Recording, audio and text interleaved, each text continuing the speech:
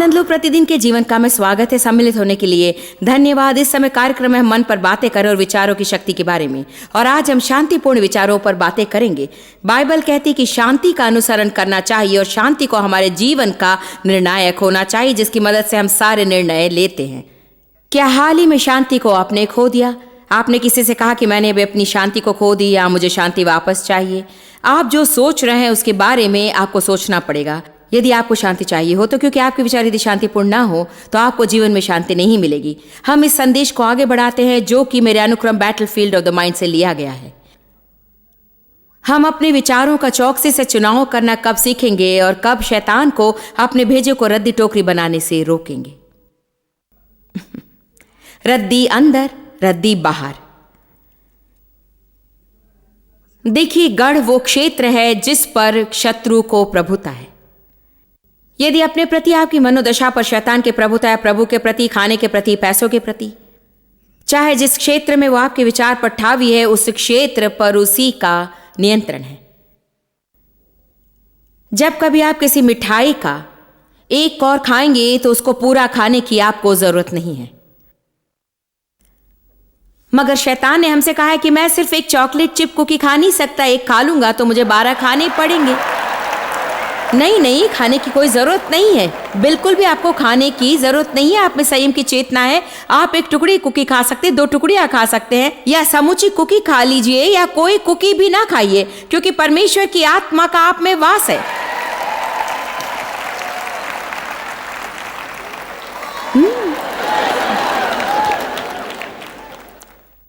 मगर शैतान कहता है धूम्रपान तुम कभी छोड़ नहीं सकते, ड्रग्स कभी छोड़ नहीं सकते, इस समस्या से कभी छूट नहीं सकते, इस लत से कभी पिंड नहीं छूटेगा, चीनी तुम कभी छोड़ोगे नहीं, वजन कभी कम नहीं कर सकते, कभी स्वस्थ नहीं हो सकते, सेहतमंद कभी नहीं होगे, पैसा कभी नहीं होगा तुम्हारे पास, कोई भी आपकी मदद नहीं कर सकता यदि आप अपना मुंह खोलकर उससे ये न कहने लगे कि शैतान तू झूठा है, तू मुझसे और नहीं चुरा सकेगा।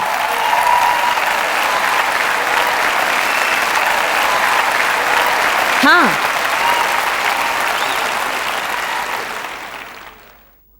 लहू से खरीदी विरासत है आपके पास, आप संगी वारिस हैं यीशु मसीह के, आप परमेश्वर के संतान हैं। आप सिर हैं, पूछ नहीं, ऊपर हैं, नीचे नहीं।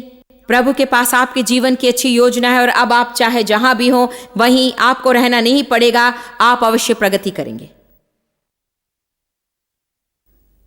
यूहन्ना 8:31-32 कहता है, यदि तुम मेरे वचन में बने रहोगे तो मेरे चेले ठहरोगे और सत्य को जानोगे और सत्य तुम्हें स्वतंत्र करेगा। परमेश्वर का वचन दर्पण की तरह है। यहां कहा गया 2 कुरिन्थियों 3:18 में, जब हम वचन में देखते हैं तो लगता है दर्पण में देख रहे हैं। यदि आप कल्पना कर सकते हैं कि यहां पर मेरे पास एक बड़ा सा दर्पण होता, चलिए मान लेते हैं कि ये बाइबल एक दर्पण है। दिन में कितनी बार एक स्त्री दर्पण के पास जाती है अपनी वेशभूषा को देखने? आपके चेहरे का मैल आपको पता ही न चलेगा यदि आप जाकर दर्पण में न देखें। फिर हमें असमंजस होता है जब हम सोचते हैं अच्छा तो मैं इसी तरह दिन भर घूमती रही और पता ही नहीं चला कि चेहरा गंदा है, मगर हमें पता नहीं चलता हम कैसे दिखते जब तक दर्पण में ना देखें। ये भी नहीं जानते कि हमारे कपड़े अच्छे दिखते हैं कि बुरे, नहीं जानते कि कुछ खराबी है, केश ठीक है या नहीं, मेकअप है या चला गया, हम नहीं जानते जब तक कि हम दर्पण में ना देखें। हम नहीं जानते कि किस तरह का जीवन हम जी रहे हैं जब तक कि परमेश्वर के वचन के दर्पण में हम ना देखें। इसीलिए हमें सदा वचन में रहना चाहिए, क्योंकि यहाँ 5 साल पहले अच्छी मनोदशा बनाए रखना आसान है, फिर फिसल कर बुरी मनोदशा में हम आ जाते हैं। मगर यदि आप नियमित रूप से परमेश्वर के वचन नहीं पढ़ते तो मनोदशा के महत्व को भूल जाते हैं। ये जरूरी नहीं कि मैं आज जो सिखा रही है कोई नया प्रकाशन हो जो आपने कभी नहीं सुना। मुझे परवाह नहीं थी, आपने इसे 500 बार सुना होगा, आप आज फिर से उसे सुन रहे हैं। जानते हैं क्यों? क्योंकि कुछ बात ऐसी है जो हमें सुननी है बार बार और बार बार और बार बार और बार बार और बार बार। आपके बारे में नहीं जानती, किंतु मुझे मन में अच्छे प्रचार की जरूरत है और यदि आप ना सुनना चाहते तो मैं अपने को सुनाऊंगी।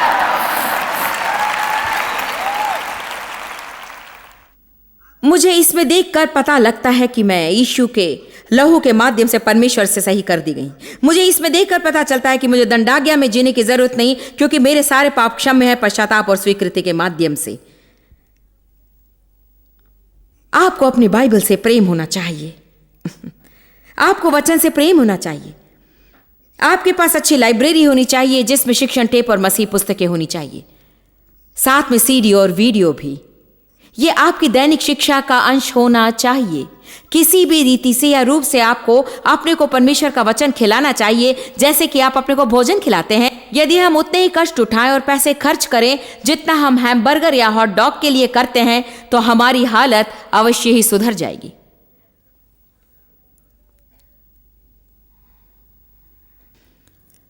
कुछ लोग आना चाहते थे, मगर 2 घंटे की ड्राइव से यहां पहुंचना उन्हें मुनासिब ना लगा। मगर उन्हें यदि गरम गरम फट चाहिए तो वे सारे शहर भर ड्राइव करेंगे। जानते हैं, लोगों की इस आलसी मनोदशा से मैं ऊब गई हूं। लीजिए, ये रही मैं, मुझे आशीष देने की हिम्मत करिए। लूका अध्याय 4 पर जाइए।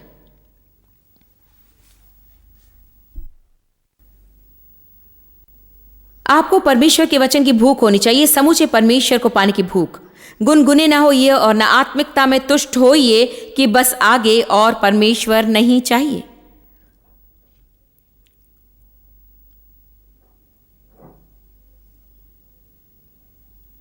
लूका अध्याय 4 पद 1। फिर यीशु पवित्र आत्मा से भरा हुआ यरदन से लौटा, और पद 2 कहता है, और 40 दिन तक आत्मा के सिखाने से जंगल में फिरता रहा, और शैतान उसकी परीक्षा करता रहा। उन दिनों में उसने कुछ न खाया, और जब वे दिन पूरे हो गए तो उसे भूख लगी।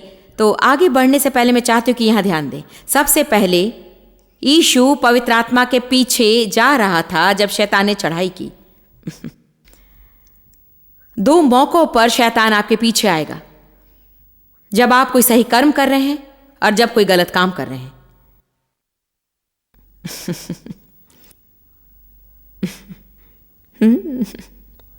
कभी कभी पता लगाना कठिन है कि ये कौन सा है। सो मैं ये कहना शुरू करती हूँ, प्रभु यदि मुझसे गलत काम हो रहा है, यदि मैंने द्वार खोल दिया है तो मुझे बता दे। मगर बहुत दिन पहले मैंने सोचना छोड़ दिया। जब कभी मेरे सामने कोई समस्या आई, उसका अर्थ था कि मेरा विश्वास पर्याप्त नहीं था या मैंने शैतान के लिए द्वार खोल दिया। शैतान धर्मी पर चढ़ाई करता है। बाइबल कहती है कि धर्मी जन उत्पीड़ित होंगे। यीशु पवित्र आत्मा के पीछे जा रहा था और शैतान ने चढ़ाई कर दी। विशेष ध्यान इस पर दीजिए कि यीशु के कमजोर हो जाने तक शैतान ने इंतजार किया, उसके बाद ही चढ़ाई की। कम ऑन चर्च, यदि आपने आज मेरा टीवी कार्यक्रम नहीं देखा, देखना चाहिए था, क्योंकि मेरी बातों का विषय था मसीह के जीवन में संतुलन होना और पर्याप्त विश्राम मिलना बहुत ही महत्वपूर्ण है।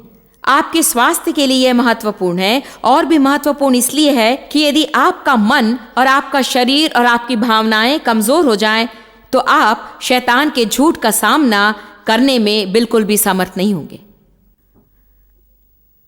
मेरी बात मानिए, आज लोग जितने दबाव में जीते हैं वो प्रेतों द्वारा उभाड़ा हुआ है। हम में से कोई भी ऐसी स्थिति में ना हो जहां कोई हमें ढूंढ ले हफ्ते में 7 दिन, दिन में 24 घंटे। हमें ऐसी स्थिति में तो होना नहीं चाहिए जहां कि हम अगर किसी काम के लिए निकलें और जल्दी में अपना सेल फोन भूल जाएं और उसी कारण आतंक में आ जाएं। या जब 3 बजे उठें बाथरूम जाने के लिए तो अपना ईमेल चेक करें।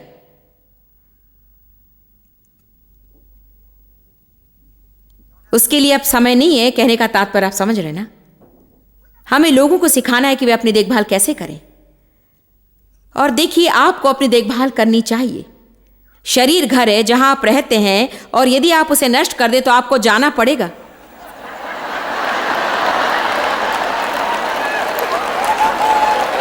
आप कहीं जाकर एक और घर का ऑर्डर नहीं कर सकते। आप इस पर निशाना रखिए, और इसे अगर आप नष्ट कर दें तो आप खत्म। यही नहीं, विश्वासी की हैसियत से आपका शरीर पवित्र आत्मा का मंदिर है, प्रभु का आप में वास है और वो आपके द्वारा काम करना चाहता है। मगर आप अगर सेहत नष्ट कर दें, शरीर का नाश कर दें, तो आपके माध्यम से कुछ नहीं कर सकता। सो आप अपने को ठग रहे हैं, आसपास के लोगों को ठग रहे हैं जिन्हें प्रभु चाहता है कि आप आशीष दें।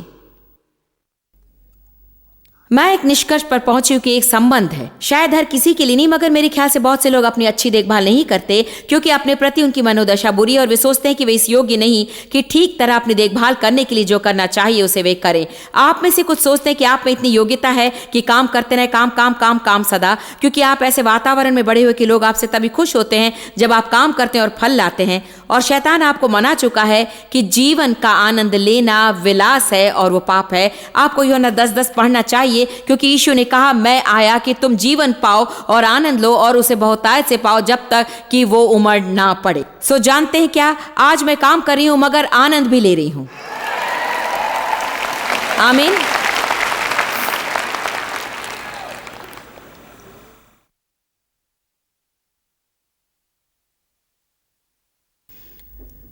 यीशु पवित्र आत्मा के पीछे जा रहा था और शैतान ने चढ़ाई कर दी। शैतान ने चढ़ाई की जब वो कमजोर था। शैतान का पहला काम था, मुझे अच्छा लगता है, शैतान का पहला काम था यीशु से सवाल पूछने की कोशिश करना कि वो कौन था। अब यहां ध्यान दें। और शैतान ने उससे कहा, पद 3, यदि तू परमेश्वर का पुत्र है। शैतान ने कभी आपसे कहा, यदि तुम्हारा उद्धार हुआ है तो तुम्हारा बर्ताव ऐसा क्यों है? और यदि परमेश्वर को तुमसे प्रेम है तो तुम्हारी समस्याएं क्यों हैं? ठीक है, जानते वो क्या कर रहा है? आपकी पहचान पर चढ़ाई कर रहा है और आप यीशु में कौन है उस पर चढ़ाई कर रहा है, क्योंकि वो जानता है यदि वो आपका विश्वास चुरा सकता है, आपका जीवन उसे मिल गया। आपको जानना चाहिए आप परमेश्वर की संतान हैं और यीशु के लहू के माध्यम से आप प्रभु से सही कर लिए गए हैं। आपको जानना चाहिए कि आप अभिषिक्त हैं और आपको ये कहने को प्रस्तुत रहना चाहिए जब कभी शैतान आपके विचारों पर चढ़ाई करे। उसने न केवल उसकी पहचान पर चढ़ाई की मगर परमेश्वर की प्रेरणा रहित क्रिया पर उसे उभारने की कोशिश भी की। और देखिए क्या हम इसे निपट सकते हैं, इसे देखिए। और शैतान ने उसे कहा, यदि तू परमेश्वर का पुत्र है तो इस पत्थर से कह कि रोटी बन जाए। जानते हैं हमारे जीवन में कितनी बार लालच आता है कि उसमें उलझ जाएं, जिसे बाइबल कहती है शरीर के काम। मैं जानता हूं क्या करना है, मैं जानता हूं और मैं आपको एक आध चीज बताऊंगा। मैं जानता हूं, मैं जॉयस मेयर की इन पुस्तकों में लकीर लगा दूंगी और इन्हें घर ले जाकर उस पन्ने को खोलकर रख दूंगी जिसकी मेरे पति को जरूरत है, बिस्तर के पास।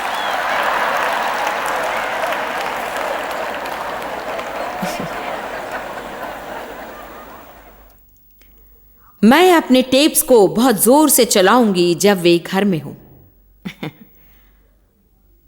और देखिए हम इन छोटे छोटे तरीकों को जानते हैं समस्याओं से पिंड छुड़ाने। हाँ, मैं जानता हूं क्या करना, जानते हैं हम क्या करते हैं, हम अपने को थका देते हैं इन कोशिशों में। और फिर आप जानते हैं हम क्या करते हैं, ये एक दौरा सा है। अंत में हम परमेश्वर के पास जाते हैं और कहते हैं मैं हर मुमकिन कोशिश कर चुका और अब पता नहीं क्या करूं।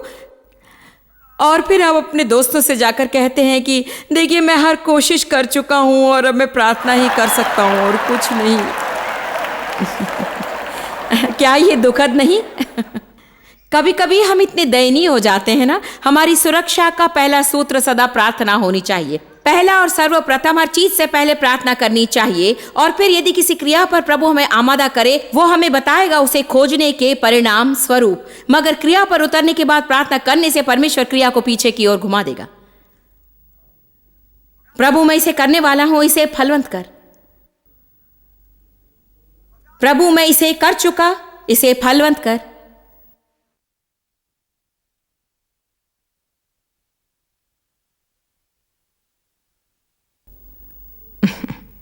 ध्यान दीजिए, पद 3 में शैतान ने यीशु से कहा, उसके मन में उसने विचार डाले। शैतान इसी तरह हमसे बात करता है, वो हमारे मन में विचार डाल देता है। मगर पद 4 उत्तम है। यीशु ने उत्तर दिया, लिखा है।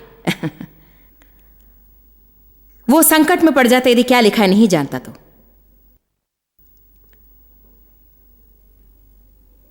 फिर शैतान ने उसे ले जाकर पहाड़ के सारे राज्य बताए और कहा, मैं ये सब अधिकार और विभय तुझे दूंगा यदि तू मुझे झुककर प्रणाम करे। सिर्फ एक बार एक चीज, और जिससे शैतान हमारे मन से सदा खेला करता है कि ये सब सारा पाप हमारा हो जाएगा, बस यदि एक छोटा सा समझौता हम अपने जीवन में कर लें। हर कोई करता है, आप जानते ही हैं। अर्थात मैं जानती हूं शायद ये 100% ईमानदारी नहीं और बॉस चाहता है कि मैं इसे करूं, मगर हर कोई करता है।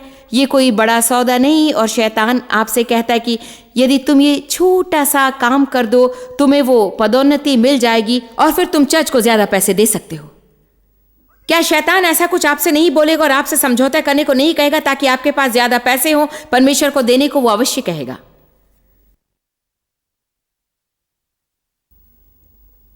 लोग प्रार्थना कर रहे हैं लॉटरी जीतने के लिए ताकि वे सारे का सारा राज्य को दे दे।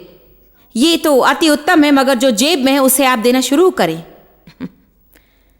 क्योंकि जानते यदि आप उसे न दे तो लॉटरी जीतने पर भी नहीं देंगे।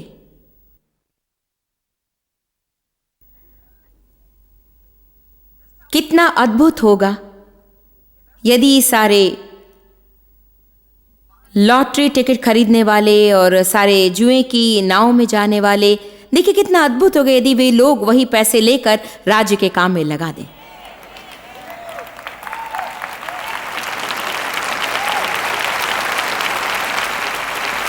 मैं जानती हूं आप में से कुछ मुझे पत्र लिखेंगे, उन्हें लेते आइए।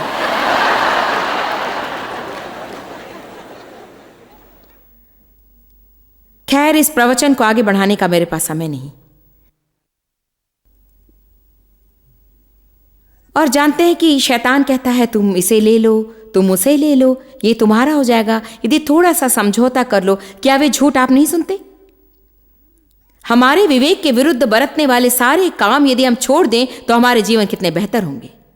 यदि आपके सारे जानने वाले इसे कर रहे हैं, आपको यदि इसमें शांति ना हो तो मत कीजिए। यदि आपका हर जानने वाला इसे करता है, यदि आपका प्रचारक करता है, आपका चर्च मध्यस्थ इसे करता है, मुझे परवाह नहीं कौन करता है। अगर आपको इसमें शांति ना मिले उन्हें दोष मत दीजिए, मगर जिसमें शांति ना हो ऐसा कोई काम आप ना करें।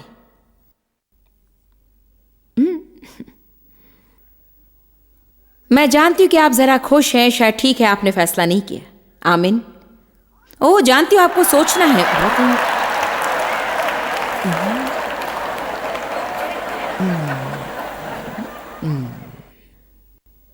क्या आप जानते कि शैतान ने यीशु को शक्ति, प्रभुत्व और विभव का वादा किया एक के बदले यदि तू झुककर मुझे प्रणाम करे, बस सिर्फ एक बार। क्या आप जानते कि किसी न किसी रीति या रूप में शैतान कोशिश कर रहा है कि हम सब उसे प्रतिदिन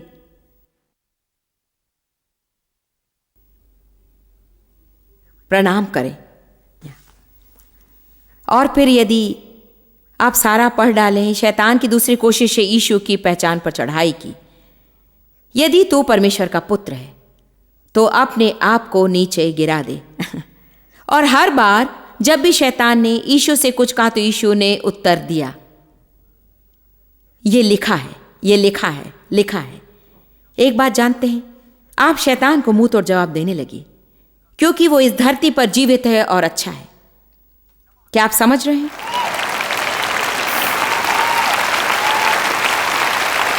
क्या एक बात आप लोग जानते हैं कि एक लोकप्रिय सनक प्रचलित है आज, जहां लोग परमेश्वर में तो विश्वास रखते हैं मगर नरक में या शैतान पर नहीं। वह सुविधाजनक है ना?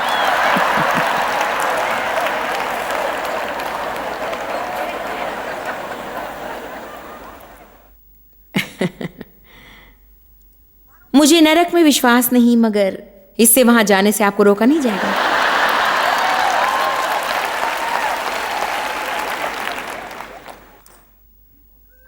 धन्यवाद यीशु।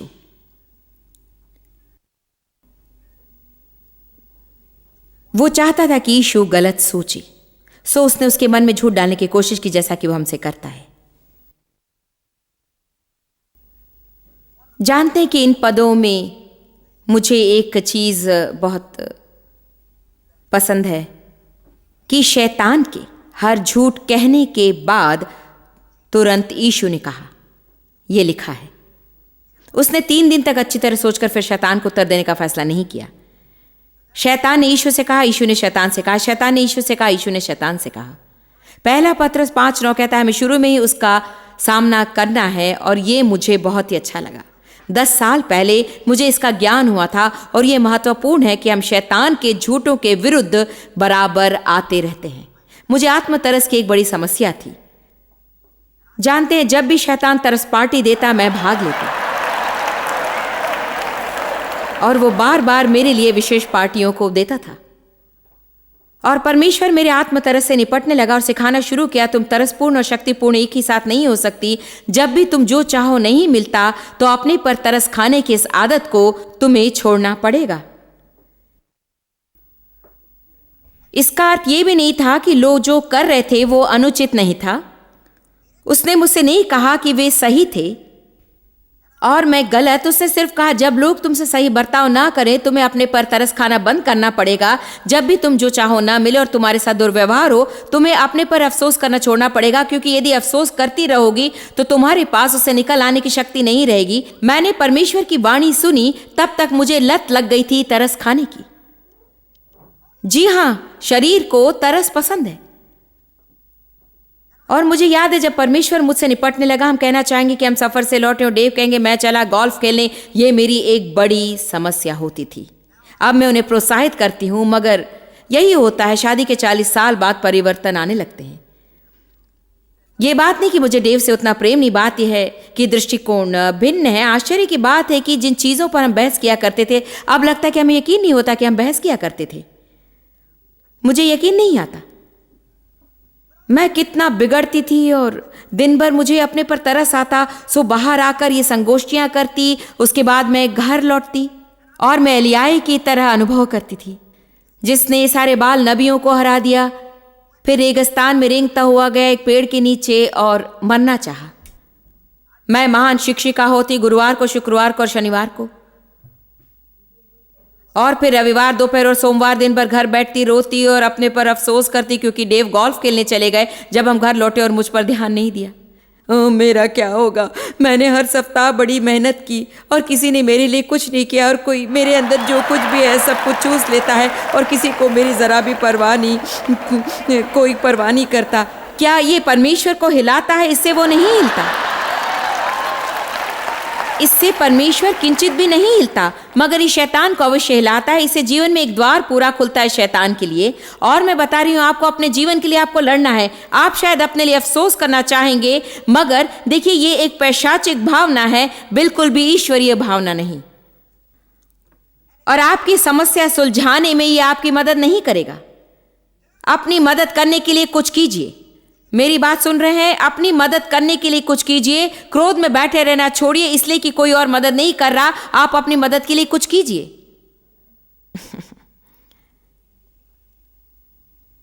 क्या ही अच्छा होता अगर कोई मेरे लिए कुछ करता। हमें दाऊद की तरह होना चाहिए। उसने अपने आप को प्रोत्साहित किया। प्रभु